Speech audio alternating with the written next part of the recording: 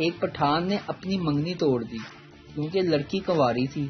پٹھان نے سوچا کہ جو آج تک کسی کی نہیں ہوئی وہ میری کیا ہوگی۔ اتنا مزہ آتا ہے جب آپ کا دوست کسی اور سے نفرت کرتا ہو اور آپ بار بار اس کی طرف اشارہ کر کے کہیں کہ وہ دیکھو تمہارا دوست جا رہا ہے۔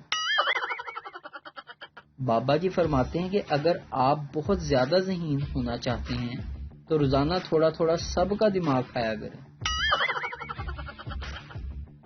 ٹیچر، یہ بتاؤ کہ خون کے الگ الگ گروپس کیوں ہوتے ہیں؟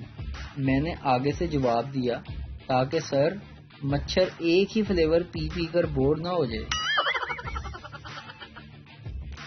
شوہر اپنی بیوی سے، بیگم ایک کپ چائے بنا دو۔ بیوی، کیا کہا تم نے؟ ذرا پھر سے کہنا۔ شوہر، میں نے کہا ایک کپ چائے بنا دوں۔ ایک چور کسی گھر میں چوری کرنے کے لیے داخل ہوا تو ایک بوڑھی عورت سو رہی تھی۔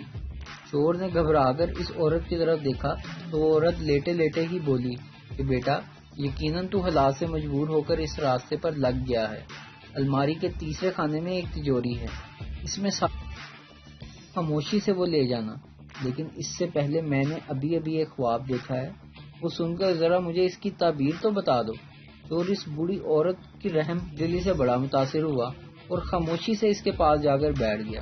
بوڑھی عورت نے اپنا خواب سنانا شروع کیا۔ خواب سناتے ہوئے زور زور سے چلائی، ماجد ماجد ماجد۔ چور بڑے غور سے سن رہا تھا۔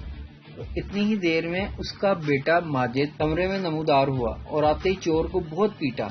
چور نے آگے سے کہا مجھے اور مارو تاکہ مجھے اگلی دفعہ چوری میں یاد رہے کہ میں ایک چور ہوں، خواب کی تعبیر سنانے والا نہیں۔